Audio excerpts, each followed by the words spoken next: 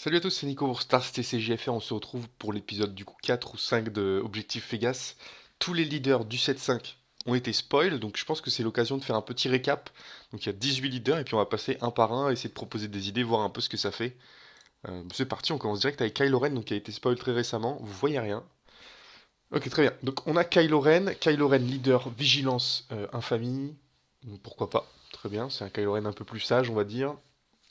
Son effet, défausser une carte de votre main, c'est une amélioration. Vous pouvez donc, enfin, si tu défausses une amélioration, pardon, tu peux piocher une carte, donc c'est pas mal, ça permet de cycler ton deck assez facilement. Tu peux jouer des améliorations de n'importe quelle couleur. Tu peux jouer par exemple rouge-bleu et avoir des améliorations vertes ou jaunes que tu vas pouvoir mettre à la poubelle, ça n'a pas d'importance. Et si tu contrôles cette ressource, tu peux déployer le leader. Et là, c'est là où c'est intéressant, c'est que quand tu le déploies, ah, je suis en train de cliquer sur OBS et pas sur, et pas sur le truc. Ah, c'est dommage ça. Tac. Ok, quand tu le déploies, l'effet, une fois déployé, donc déjà il est 5-5 sentinelles, c'est pas très ouf pour 7, mais jouez sur cette unité n'importe quel nombre d'améliorations de votre défausse. Ah merde, faut payer les coûts. Ah, j'étais sûr que c'était gratos. Remarque, est-ce que faut payer le malus d'affinité? Je sais pas, puisqu'elle est jouée depuis la défausse. Je pense que si. Donc finalement, l'idée de jouer des cartes d'importe quelle couleur, c'est pas si fort. Mais en tout cas, tu peux stacker en, je sais pas, dans ta défausse, bah, l'équivalent de 7 ressources d'amélioration et tu viens toutes les poser sur Kylo Ren. Donc tu te retrouves avec un Kylo Ren 10-10. S'il est bien setup, il peut pas se faire tuer tout seul et il va finir la game en 3 tours. Bon voilà, c'est assez rigolo comme idée. Est-ce que peut-être il y a des améliorations avec un effet when played? Du coup là ça devient vraiment intéressant, il faut regarder ça de plus près. Je propose que bah, en commentaire vous partagiez ça, les idées que vous avez justement, quelles améliorations mettre sur Kylo Ren pour que ce soit vraiment fort quoi. Donc voilà le petit Kylo Ren, ensuite on a Talzin, donc Mother Talzin, on a déjà vu un peu, ça fait un peu de temps qu'on l'a vu déjà hein, dans le 7-5. J'utilise la force, je donne moins une unité, donc ça me permet bah, de finir des unités qui avaient un point de vie, ça permet d'affaiblir un truc pour faire par exemple un value trade, pas mourir, faire mon trade. Elle sort à 5. Elle sort à 5 et elle a des très bonnes stats puisqu'elle est, elle est 3-7, donc c'est les stats de Queen Anne, c'est les stats de qui 3-7, c'était les stats de Django, donc qui a été ban, c'était presque les stats de Boba qui a été ban. Donc tous les leaders en général 3-7, c'est quand même très solide, c'est pas évident à tuer. Et du coup, elle a cet effet de -1, donc finalement c'est comme si elle tapait à 4 et qu'elle avait bah, une espèce de point de vie en plus quand elle fait des trades. Donc bon, un leader intéressant, clairement.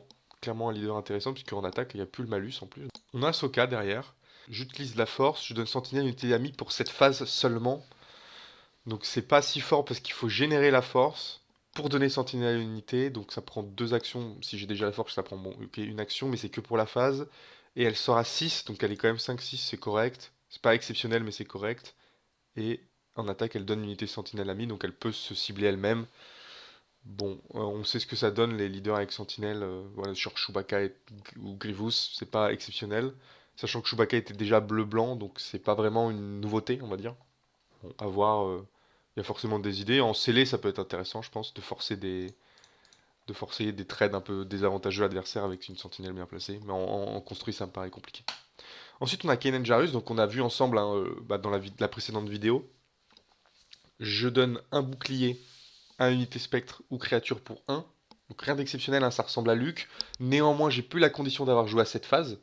Donc là, gros point fort, c'est que je peux jouer une unité au prochain tour, lui mettre le bouclier si j'ai initiative. Donc on a vu par exemple avec la 3-3 Sentinelle, le Lost Wolf. Hop, je lui mets un bouclier début de tour et c'est très solide. Il se déploie à 6. Il est 3-6 shield, c'est pas énorme. Mais par contre, si j'ai une créature ou un spectre, il a +2/+2 et donc là ça devient une 5-8. Et là c'est très costaud parce que 5-8 shield autour à 6 ressources, c'est quand même. Bah, il n'y a pas de leader qui font mieux, hein, clairement. Clairement, le deploy est très solide et là, tu as un bon combattant sur le terrain qui force éventuellement à gérer tes autres unités avant de gérer lui.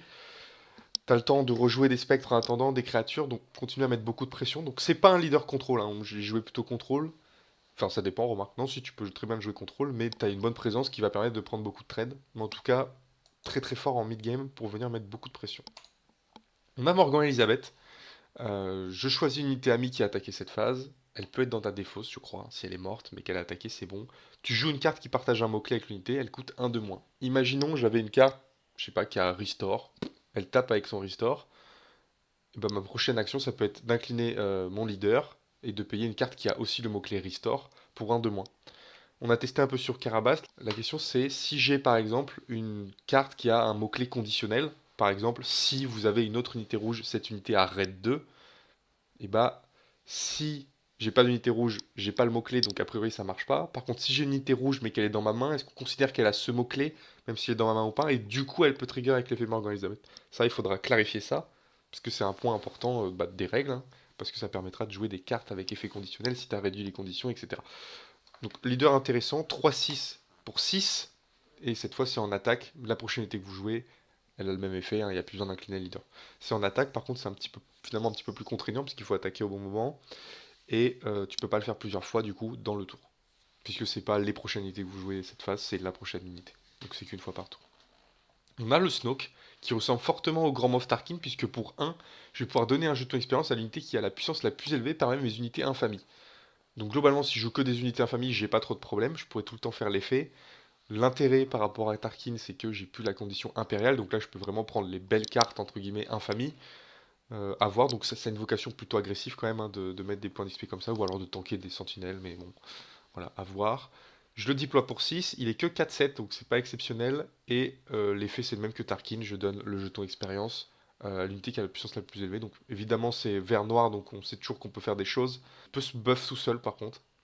Donc il peut commencer à attaquer et ça devient une 5-8, puis au tour suivant ça devient une 6-9, etc. Donc il peut grossir tout seul, ce qui peut être sympa. À voir ce qu'il propose. On a un nouveau leader qui est très intéressant, c'est Avar Chris. Donc son effet c'est de se générer la force. Elle déploie à 9, mais tu peux, si tu as utilisé la force pendant le tour, ça réduit de 1 entre guillemets le nombre de ressources dont tu as besoin pour te déployer. C'est-à-dire, imaginons je suis à 7 ressources, j'utilise la force, ça ne coûte plus que 8 à sortir, je régénère la force avec son effet, j'ai une carte qui vient utiliser la force, je peux la sortir à 7. L'intérêt c'est que c'est quand même un gros leader, puisque tant que j'ai la force, alors c'est important parce que du coup si tu la déploies, il faut régénérer la force, mais ça devient une 8-10 débordement. Donc si tu la sors assez tôt dans la game, une 8-10 débordement c'est assez vénère. Donc bah, voilà, leader qui peut faire quelque chose qui est très intéressant. Filmovie a fait une vidéo d'ailleurs dessus, et le gameplay était assez sympa, donc je vous invite à aller voir. On a un nouveau leader Obi-Wan, hâte de voir la showcase, on l'a pas.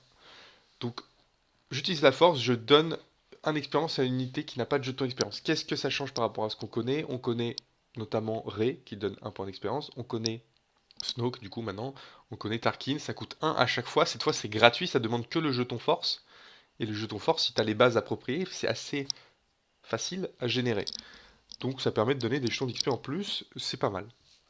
Si je contrôle 5 ressources, je déploie leader, c'est une 3-6. En attaque, j'ai plus la condition d'avoir la force, je donne un jeton d'XP à une unité qui n'a pas d'expérience. Et donc c'est une autre unité, donc il peut pas s'XP tout seul, le petit Obi-Wan. On a le Dark Maul qu'on a vu ensemble en vidéo, donc c'était la deuxième vidéo de la série. J'utilise la force, pardon, j'inflige un point de dégâts à une unité et un point de dégâts à une autre unité. La problématique, c'est que si mon adversaire n'a qu'une unité, je suis obligé de taper une des miennes. Il se déploie à 6. C'est une 5-6 pour 6, c'est très correct. Ok, c'est ce qu'on a vu sur Asuka, c'est assez correct. Il a toujours son effet, infliger un dégât à une unité différente. Si j'ai plus d'unité en face, Maul il se tape tout seul, il tape ses potes. Donc c'est une contrainte qui est assez pénible, il faut jouer autour de ça, mais c'est-à-dire qu'il faut laisser des unités ennemies en vie, ça veut dire que tu as le risque de trade. Bref, il faut bien gérer son petit compte d'apothicaire pour éviter de se tabasser trop fort, parce qu'une fois que tu tape tout seul, bah, il passe à 5 points de vie, donc c'est-à-dire qu'il peut mourir sur toutes les cartes du jeu, donc Force Choke, Takedown, quoi, toutes les cartes du jeu. On a la troisième sœur derrière, la troisième sœur, qui du coup joue avec le nouveau mot-clé Hidden, donc dissimuler. Je joue une unité de ma main, donc c'est une action gratuite, hein. L'unité gagne dissimulé pour cette phase, donc ça veut dire qu'elle ne pourra pas être attaquée, sauf si elle a sentinelle, pendant cette phase. Elle sort à 5 ressources, c'est une 5-4, donc comme IG, mais elle est dissimulée, donc elle ne peut pas se faire marave direct, sachant que ça fait dissimuler, c'est je peux pas être attaqué par une autre unité, donc tu peux prendre un Open Fire, tu peux te prendre un Force Choke, tu peux te prendre un sort, ce qui est peut-être un peu dommage, mais ça évite un peu d'être trop broken aussi, de ne pas avoir de réponse, puisque si tu peux plus emboucher mettre de sort, tu peux plus rien faire. Voilà.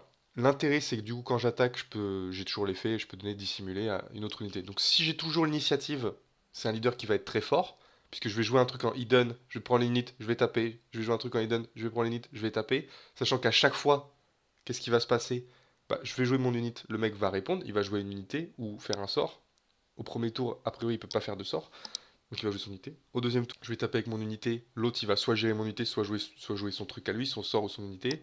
Je vais pouvoir jouer une unité avec Eden. Donc il va pas pouvoir la gérer tout de suite, sauf si c'est un sort, etc., etc. Tous les tours. Le tour où j'ai la troisième sort, je vais pouvoir jouer deux unités de cette manière. Donc j'ai toujours ce petit effet snowball jusqu'à ce que l'autre déploie son leader en théorie. Donc leader intéressant, assez agressif. Il y a des choses à construire avec, clairement. par exemple en mettant des grosses unités avec beaucoup d'attaques, peu de points de vie, et t'envoies tout dans la tronche à chaque tour. En double rouge par exemple, il y a moyen de faire quelque chose de très violent. On a Kit Fisto après.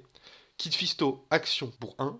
Si vous avez attaqué avec un Jedi, à cette phase, infligez 2 dégâts unité. Donc c'est assez costaud, hein, 2 dégâts unité, mine de rien. Parce qu'il n'y a pas d'autres effets qui font ça. Peut-être Mace Windu, mais c'était très conditionnel, ça faisait 1. Puis si t'avais déjà 5 marqueurs de dégâts, tu faisais un de plus. C'est assez nul. Là, on a quelque chose d'assez solide, infliger 2 dégâts unité. Taper avec des Jedi, c'est assez facile vu le volume de Jedi qu'il y a maintenant. Surtout dans ce nouveau set. Il se déploie à 5.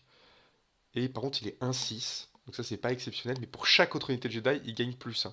Donc c'est un leader, on va dire, normal à partir du moment où tu as 2 autres Jedi sur le terrain. Puisque c'est bien autre. Avec. Moi, ce que je pensais, le meilleur setup pour Kit Fisto, c'est de le jouer en Twin Sun. D'avoir posé tes petits Jedi au début qui sont peut-être fait gérer, etc. Mais tu le joues avec Quinlan Vos. Et du coup, le tour de Kit Fisto, tu fais Quinlan, Kit Fisto, Plo Koon. Et là, t'as 3 Jedi de mutants avec plein de points de vie qui font plein d'effets dans tous les sens. S'ils se font pas marave direct, t'as une belle petite armée, donc c'est assez sympa. Mais en construit, je pense que c'est assez dur de maintenir des Jedi en vie. Bon, on va voir si on a des Jedi assez tanky. On sait qu'on a Kanan qui est 4-5, tu vois, qui tank un peu. Donc à voir, mais ouais, je pense pas que ce soit exceptionnel en construit. On verra on verra ce que les gens proposent. Donc leader qui a été spoil hier, c'est Rey. Très sympa, hein, une Rey assez stylée, hein. Si vous jouez une carte force non unité à cette phase, donc un sort globalement, infliger un dégât unité. Donc si tu fais un force row, hop, t'as un petit ping en plus. Si tu fais, je sais pas trop ce qu'il y a comme sort force, à vrai dire, il faut qu'on regarde un peu la liste des sorts force. Peut-être je ferai un post sur Insta là-dessus. Mais en tout cas, voilà, t'as ce petit dégât. Elle sort à 7 ressources. C'est une 6-8. Et quand je la déploie, non, pardon, oui, quand je la déploie, je défausse ma main et je peux piocher 2 cartes. Donc si j'ai plus de main, c'est cool. C'est donc ça a vocation plutôt à être joué en aggro. Je vais vider ma main à ce tour. Paf, je lancerai. Par exemple, avec un pot, je peux avoir vidé ma main, je lancerai, je repioche 2, donc c'est sympa. En tout cas, dans une vision assez agressive, c'est sympa. Maintenant, est-ce que dans un deck aggro, mid, un leader à 7, c'est peut-être un peu lent à voir. Peut-être que ça se jouera vert, blanc, rouge, comme le Han 2 par exemple, bon, à voir, mais leader intéressant en tout cas. On a vu Barris ici hier soir. Donc Barris, jouer un événement de ma main, il coûte un de moins si j'utilise la force. Pourquoi pas, c'est intéressant. Ça permet de faire des choses en jaune-noir. Il y a vraiment des choses sympas avec le nouveau sort qui, enfin, tu regardes ta première carte, elle coûte 4 de moins. Bah là, ça te coûte entre guillemets 5 de moins. Donc c'est très sympa. Il y a d'autres effets. Tu peux faire sneak attack pour moins cher. Enfin, tu peux rentrer des unités encore plus tôt avec sneak attack. Avec triple dark red, ça n'existe plus. Ça aurait été vraiment trop broken. T'imagines? Tu fais là triple dark red pour un de moins. Tu sors Devastator ou tout 3. Enfin, bon, what the fuck. Donc tant mieux que Triple Dark Red est ban, clairement. C'est une 4-7 qui sort à 6. Et même effet quand j'utilise la force. Ah, là ça devient pas mal, je peux le faire plusieurs fois par tour. Je peux faire mon effet force, tac tac tac. Ouais, bon, après à voir. Mais à coup de action, je fais Surprise Strike, et ça coûte que 1. Bam, cette base. Je refais action avec une autre unité Surprise Strike. Bam, tu peux enchaîner. Peut-être quelque chose d'assez agressif avec cette Barris. Ou faire des trucs où tu remontes des cartes en main avec des Maclunky. Enfin, le kit jaune-noir assez classique où tu joues beaucoup avec des trucs que tu reprends en main, que tu vas chercher dans ta défausse, etc. On a le Grand Inquis, un nouveau Grand Inquisiteur, qui est plutôt pas très fort visiblement. J'attaque avec une unité amie, le défenseur a -2, -0 pour cette attaque. Ça permet de faire des trades positifs, donc de survivre derrière. C'est pas mal pour prendre la pression, sachant que ça me coûte la force à chaque fois, donc il faut la régénérer. Ce qui est pas dur parce que je vais utiliser la force, attaquer avec une unité qui sera potentiellement force, donc je vais régénérer la force, donc c'est pas mal parce que j'ai une petite cyclette qui se met en route. Et puis après, donc il se déploie à 5, il est shielded quand même, donc c'est pas trop mal. Et le défenseur a -2, -0 pour cette attaque, donc il peut trade les petites merdes qui traînent, éventuellement sans perdre son bouclier, si c'est vraiment des toutes petites unités.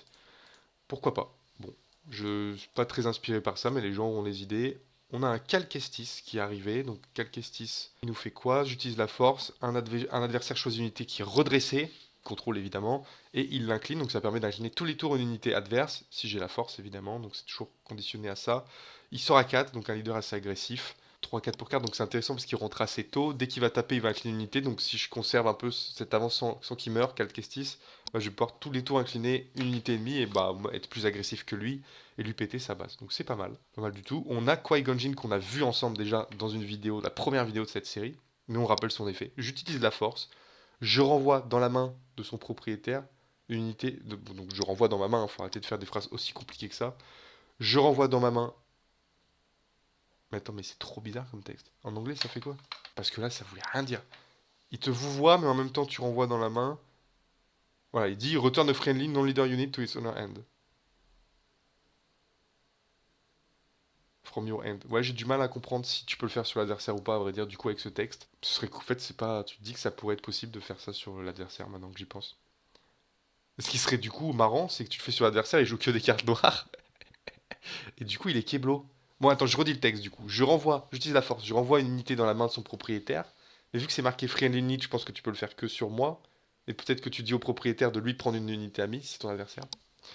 Et je rejoue une carte non noire qui coûte moins que la carte que j'ai retournée dans la main. Donc moi, ce que j'avais fait, c'est que le but c'était de jouer, par exemple, tu sors ton Qui-Gon, tu fais Anakin. Enfin, non, tu sors pas ton Qui-Gon, tu fais Anakin, tu fais l'effet Anakin, tu tues un truc.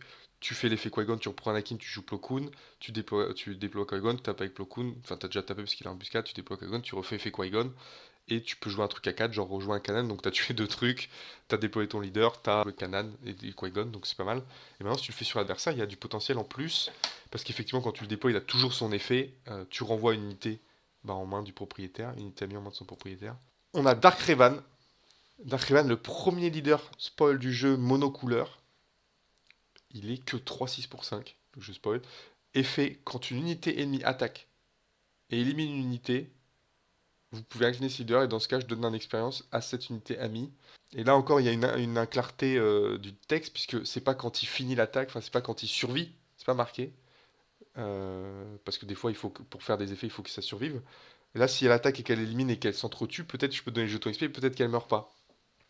Pareil, il y a une clarté des règles là qui me. Ça, je suis pas judge level 2. Peut-être qu'il y a des judges level suffisants là pour nous éclairer. Mais dans la manière dont c'est construit, je me dis que si elle survit pas, mais qu'elle a 0 point de vie, qu'elle peut passer à 1 point de vie avec l'effet, ce serait un peu cheaté, je sais pas. Bon. Et après, quand il se déploie, il est 3-6 pour 5, récup 1. Et il a toujours le même effet, passif, cette fois-ci. C'est plus une action, enfin, il n'y a plus besoin de l'incliner. Là, c'est passif, donc ça peut marcher sur lui-même, sur ses potes, etc. Il sort avec Dark Malak, c'est pas mal, parce que Dark Malak, du coup, il est redressé, c'est une 4-7, donc il va pouvoir prendre son jeton d'XP aussi en tradant. Bon, voilà pour Dark Revan. Et puis le dernier spoil qu'on a vu, j'ai filmé Anakin et je me suis rendu compte que j'avais mal compris le texte en faisant le montage. Donc c'est je joue une carte noire non unité de ma main et j'ignore la pénalité d'affinité. C'est-à-dire qu'on peut effectivement jouer Power of Darkseid, c'est très bien pour 3, ça évite de jouer off color comme certains joueurs. C'est très intéressant parce que du coup je le joue dans le kit blanc, donc je peux jouer les meilleurs sorts blancs, je peux même jouer les meilleurs sorts noirs, et tu peux jouer je pense les sorts de toutes les couleurs, même si c'est marqué, ouais c'est précisé. Tu peux jouer Barrage Dévastateur, tu peux jouer No Good To Me Dead, il y a d'autres sorts noirs que je trouve extrêmement intéressants, et justement le sort jaune-noir qui permet de payer 4 de moins la carte de ton top deck, du coup elle peut jouer dans le deck Anakin. Il y a beaucoup de choses à aller chercher sur ce Anakin, donc j'espère qu'on va être curieux parce que vraiment je pense que ça peut être broken, donc on va bien voir ce que ça donne. Bon, voilà, on a fait le tour de ces leaders du 7-5, en tout cas c'est assez hypant, il y a vraiment pas mal de leaders qui je pense ont du potentiel, alors après on peut tirer à chaque set, puis finalement on en joue deux, mais il y a vraiment des choses à faire, j'espère que la vidéo vous a plu, n'hésitez pas à passer en commentaire pour échanger peut-être sur votre futur leader préféré, ce que vous allez en faire, et puis on se dit à très vite pour une prochaine vidéo, ciao tout le monde.